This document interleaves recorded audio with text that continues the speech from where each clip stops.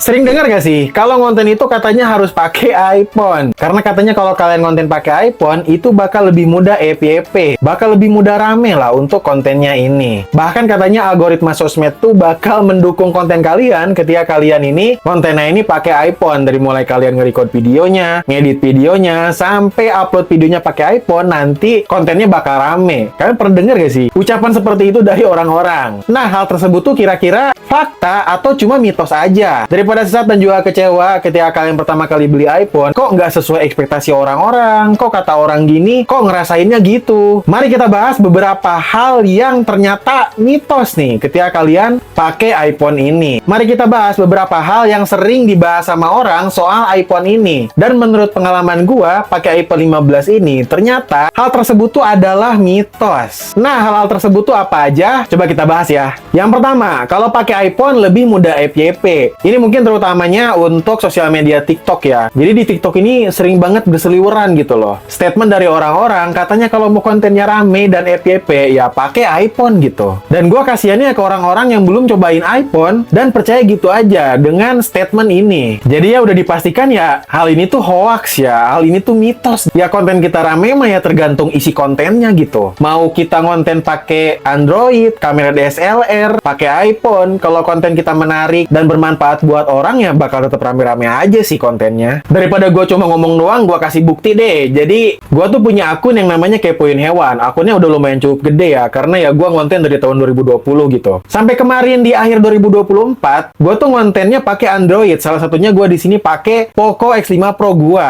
Jadi dari mulai record videonya, ngedit videonya, sampai upload videonya, gue pakai Poco X5 Pro ini. Dan ini salah satunya ya. Ini mungkin HP Android gue yang agak cukup mahal karena sebelum-sebelumnya ya gue pakai Poco M4 Pro, pakai Redmi Note 5 Pro. Jadi pakai HP-HP Android yang murah-murah sih. Dan ternyata buktinya konten-konten gue ya beberapa ada yang FYP gitu. Jadi nggak harus iPhone, kalian konten pakai HP Android aja tetap bisa FYP kok. Ada kok beberapa video gue di akun Kepoin Hewan itu nyampe ratusan ribu untuk jumlah views-nya. Padahal itu kontennya cuma pakai HP Android aja. Jadi ya dari situ disimpulkan kalau kalian mau konten ya utamakan isi kontennya dulu, bukan kalian buru-buru beli iPhone. Karena ya percuma kalian punya iPhone tapi tidak mengoptimalkan iPhone ini. Kalian juga harus tetap mengoptimalkan isi kontennya seperti apa. Lalu hal mitos berikutnya yang gua rasakan ketika pakai iPhone ini adalah hasil foto di iPhone ini paling bagus. Itu ternyata mitos ya. Ini mungkin pembahasan yang bakal subjektif dan soal selera juga ya. Mungkin ada aja orang emang bener-bener suka dengan karakter foto dari iPhone ini. Tapi menurut gua pribadi gitu kan, untuk hasil foto dari iPhone ini tuh agak kurang ya. Kayak lebih baik di Android dengan harga yang mirip-mirip sama iPhone ini. Ini gua ngomongin foto ya, bukan video ya. Kalau video sih gua setuju banget ya, iPhone ini adalah salah satu yang terbaik gitu untuk hasil perekaman videonya. Tapi soal foto, menurut gue sih di Android tuh bakal lebih bagus sih. Apalagi soal zoom ya, kamera di iPhone ini menurut gue tidak bisa diandalkan sih. Bakal kalah telak lah dengan HP-HP Android yang harganya ini mirip-mirip sama iPhone. Gue bandingkan deh hasil foto dari HP yang gue punya di sini. Yang pertama untuk iPhone, gue punya iPhone 15 dan di Android gue di sini punya Samsung S24. Kan harganya itu mirip-mirip ya. Sebenarnya soal mentok zoomnya aja iPhone ini tuh udah kalah jauh ya. Di iPhone 15 ini untuk foto itu mentok zoomnya cuma sampai di 10 kali. Sedangkan di Samsung S24 untuk zoomnya ini bisa mentok sampai 30 kali guys untuk zoomnya ini. Jadi kan udah beda 20 kali gitu loh untuk hasil zoom fotonya. Tapi sebenarnya bisa diwajarkan ya, karena di Samsung S24 sendiri dia ini punya lensa telefoto khusus dengan zoom 3 kali optikal. Jadi di Samsung S24 ini bisa untuk memotret objek yang jaraknya cukup jauh karena emang punya lensa khusus untuk ngezoom benda-benda yang jauh. Jadi hasilnya itu ya bakal lebih bagus di Samsung S24 sih karena punya lensa khusus yaitu telefoto zoom 3 kali. Ya kurang lebih bakal seperti ini untuk perbandingan foto di iPhone 15 dengan di Samsung S24 untuk hasil foto-foto zoomnya. Nah kalian bisa simak sendiri perbandingannya seperti apa.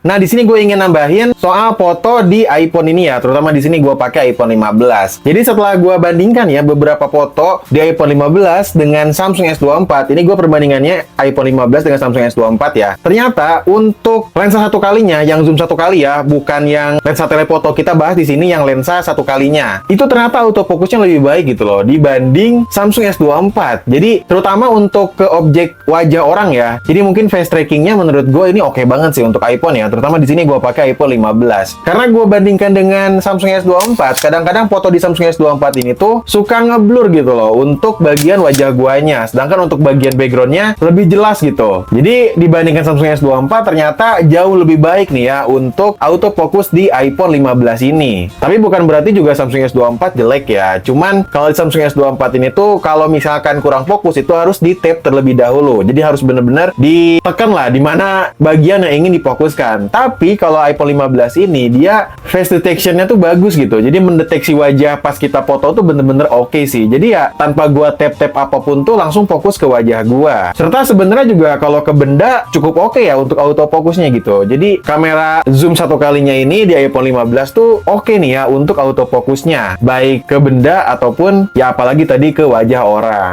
Jadi gua pun di sini baru sadar ya, ternyata autofokus di iPhone ini tuh jauh lebih baik dibandingkan di Android. Ya mungkin gua nggak bisa bilang semua iPhone ini lebih baik daripada Android, tapi seenggaknya di sini gua ngebandingin iPhone 15 dengan Samsung S24 yang harganya mirip-mirip lah. Jadi sih harusnya bisa dibandingkan ya antara iPhone 15 ini dengan Samsung S24 karena harganya mirip-mirip gitu, di kisaran harga yang cukup sama. Lalu mitos berikutnya dari iPhone ini adalah HP paling bagus. Ini menurut gue poin yang cukup subjektif dan relatif ya. Ya bagusnya dari apa dulu gitu. Ya emang iPhone ini bukan HP yang jelek, HP yang bagus kok. Cuman kalau dibilang iPhone ini adalah HP yang paling bagus secara keseluruhan, menurut gue sih itu enggak ya. Kalau dinilai secara objektif sih harusnya iPhone ini bukan HP yang paling bagus. Banyak banget kok di Android ini yang harganya ini mirip-mirip sama iPhone, tapi menawarkan fitur dan spesifikasi yang jauh lebih bagus daripada iPhone ini. Lalu kemudian mitos berikutnya yang gue rasakan ketika pakai iPhone ini adalah video dari iPhone ini nggak kekompres di sosmed. Ini gue akan bahas terutamanya dari sosial media TikTok ya. Karena kalau untuk Instagram, YouTube, itu menurut gue